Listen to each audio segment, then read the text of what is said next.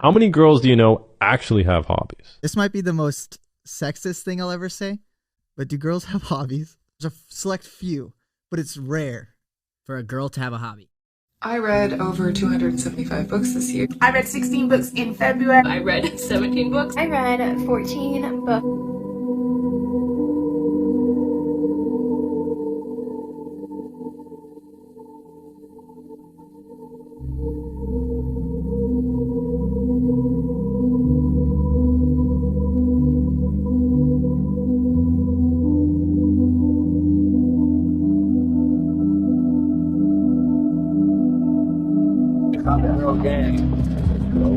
The girl gang. I think Avery was a girl for the record. Oh, we're gonna lose.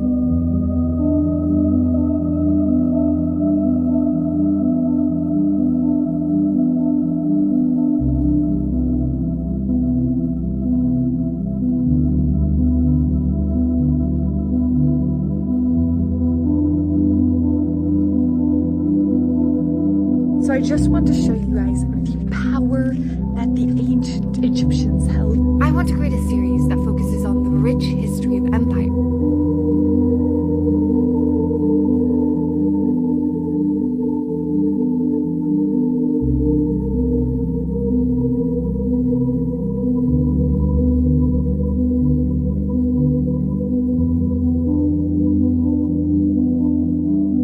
Get dressed with me. I put two little braids into my hair so it sort of like matches the silvery sequinness of my dress. All right, there it is on.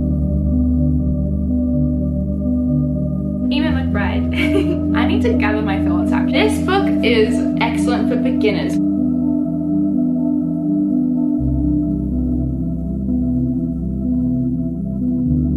I'm Alice and this is my van. Here are 3 reasons why living in a van just makes sense. I built my tiny home on wheels. Does he really think women don't have hobbies? You guys have hobbies, they're just not on the same level as men's hobbies. Men try to revolutionize the world with their hobbies, like tech, crypto, podcasts, and you guys have like Instagram and lighting candles.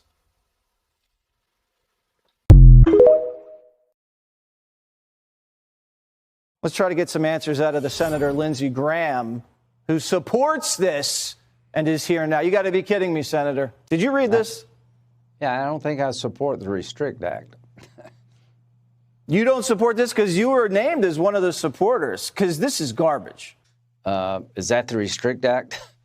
We got S686 right here, yeah. March 7th. Mm-hmm. And we got a bunch of Republicans supporting it. I'm so sick of these fucking limp vegetable peels in Congress. I know you might not read every line of every bill, but Graham signed onto this bill on March 27th, and we've got 25 different bipartisan co-sponsors to this bill, in addition to Mark Warner, who's the one who introduced it. And it's got a press release from the White House supporting it with their full chest. And now we've got these people who don't know what a Wi-Fi is, codifying the most egregious violation of American civil liberties since before the Patriot Act. Now that people know what's actually in it, these honey bunches of goats are going to start backpedaling like, oh, I actually didn't know that part was in it. Excuse me, what part? That part is the entire fucking thing. I could get if one person missed like a single line in a several hundred-page omnibus bill, but this bill is like 30 double-spaced 4-inch margin pages that I read while taking a break from homework because these idiots can't be bothered to do their job. This thing is nuts, and it's going to get abused like it always does. You don't want the government looking into your private phone. No, I don't. This bill is entirely about setting up surveillance and censorship of any behavior of American citizens that is deemed bad for the government. And what is determined to be bad for the government would be decided unilaterally by the Secretary of Commerce without oversight. It would allow unprecedented surveillance of all of our activity connected to the internet without subpoena.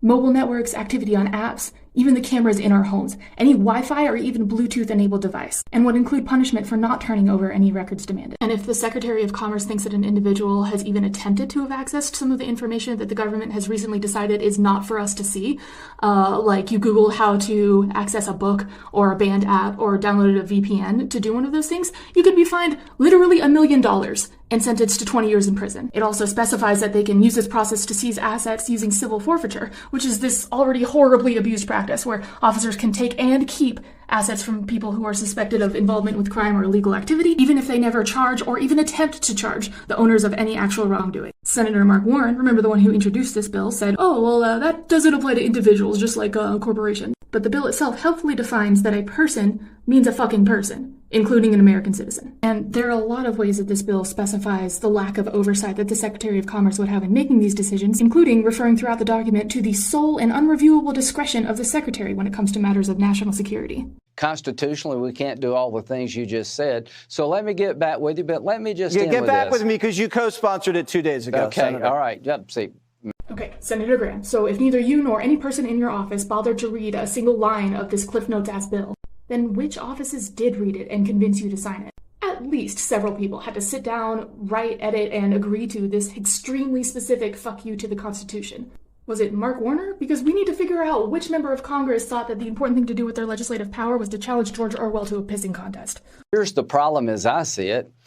China is the parent company of TikTok, and my nieces like TikTok. I just don't want the Chinese government to seize all their data and manipulate the information America sees for political purposes. That's exactly what this bill would do. Seize every scrap of American data available and manipulate the information that we see. If you're so worried about American citizens' data being stolen, then why don't you pass a bill banning entities from stealing American citizens' data?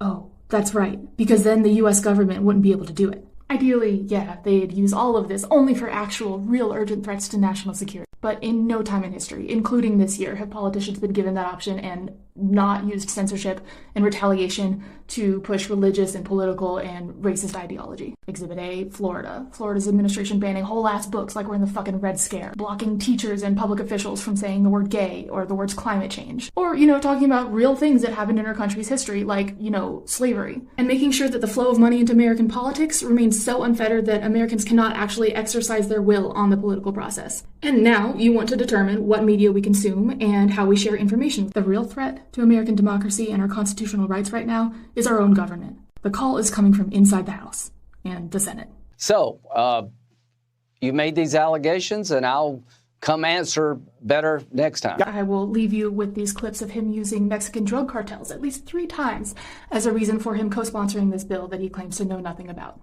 Which does actually make some sense, because this bill has absolutely nothing to do with Mexican drug cartels. China is helping drug cartels in Mexico. China is providing drug precursors to make fentanyl in Mexico that's killing Americans. So, yeah, the fentanyl coming in from Mexico, they have a direct link to that. It's coming out of China.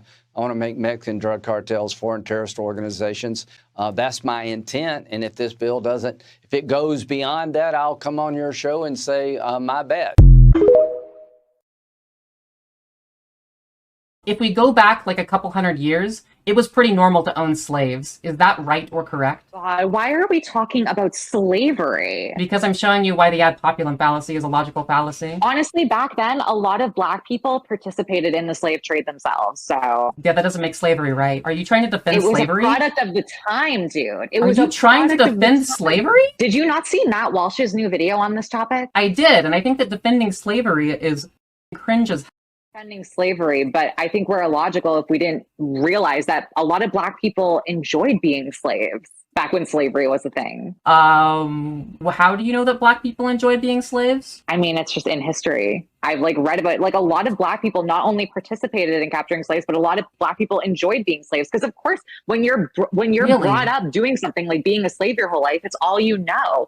I'm sure a lot of slaves probably enjoyed it and were happy because that's the only lifestyle they were aware of. That's crazy.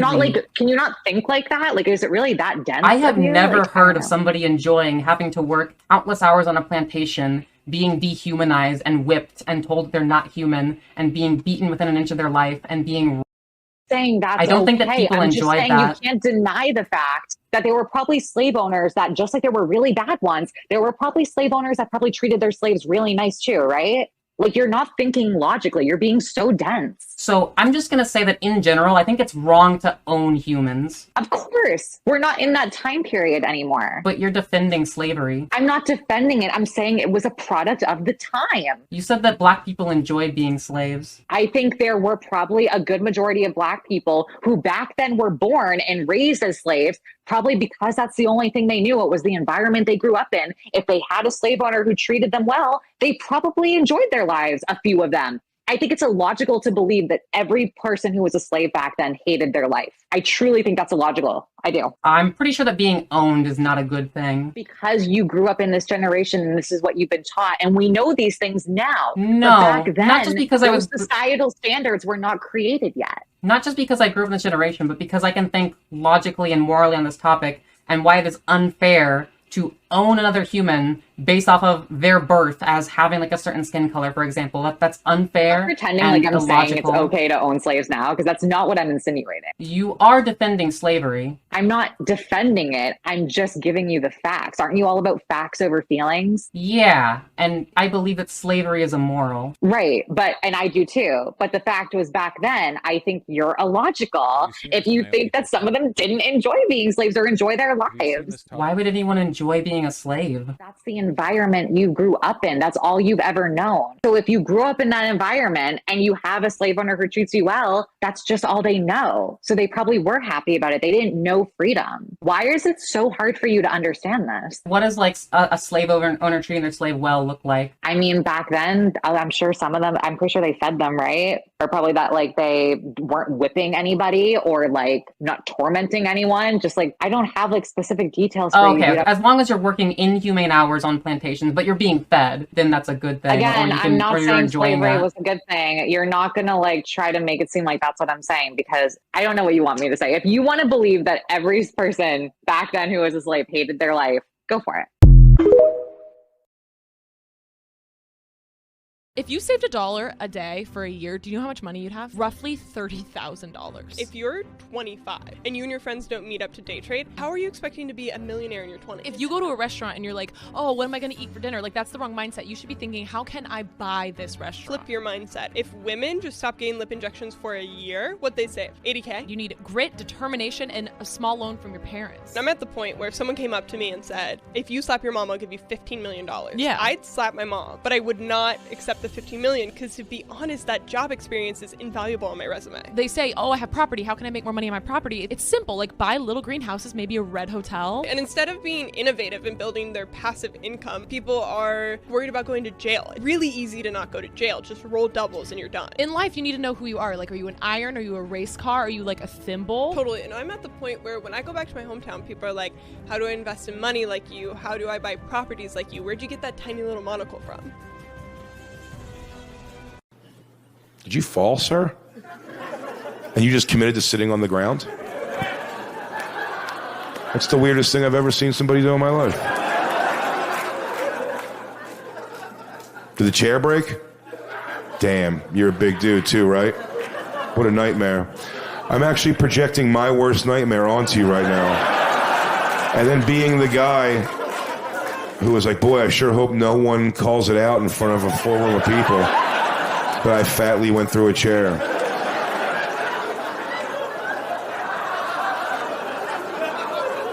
Outside of a comedy club once, I sat in a chair, started to feel a break, just caught myself and stood back up, and I go, it's next guy's problem. There is no thickness, ironically, amongst fat people. I mean, you have to get a chair. That's insane. You're just going to sit on the floor in a pile of broken chair?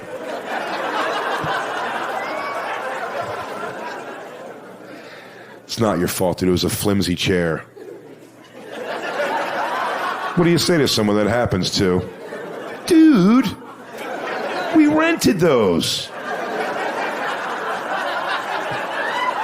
Did we rent those? Real talk. Did we rent those?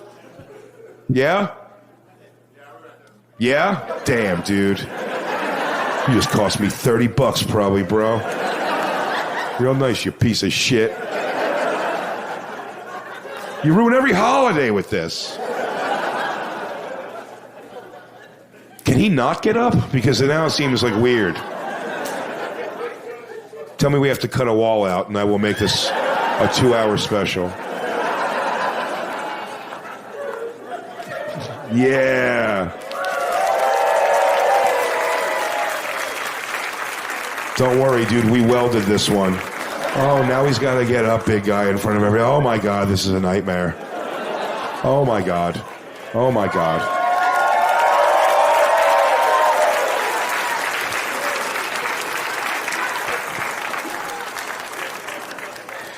What are we clapping for? Reinforced steel?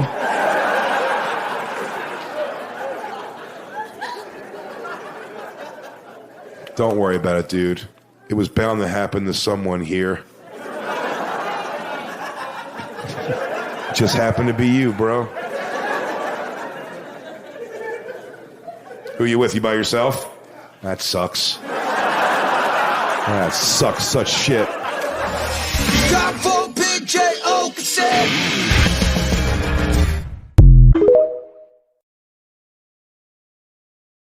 You indict Donald Trump in Manhattan, we indict Bill Clinton in Coeur d'Alene, Idaho. Well, there you have it.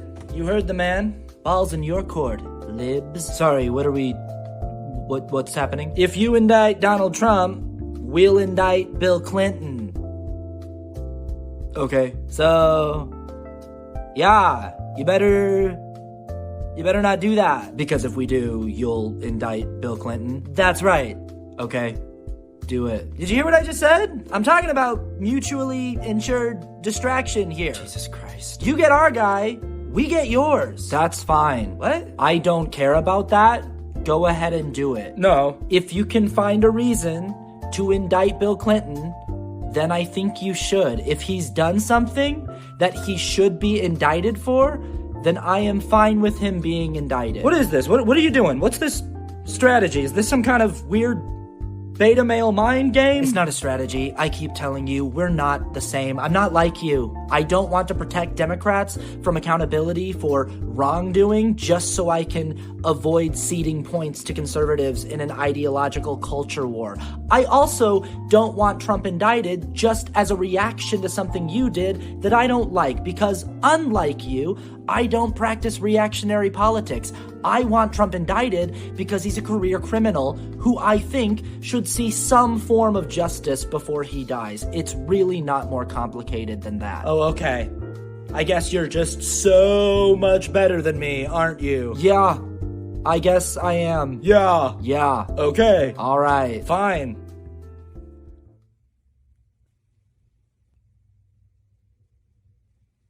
This has been We're Not the Same.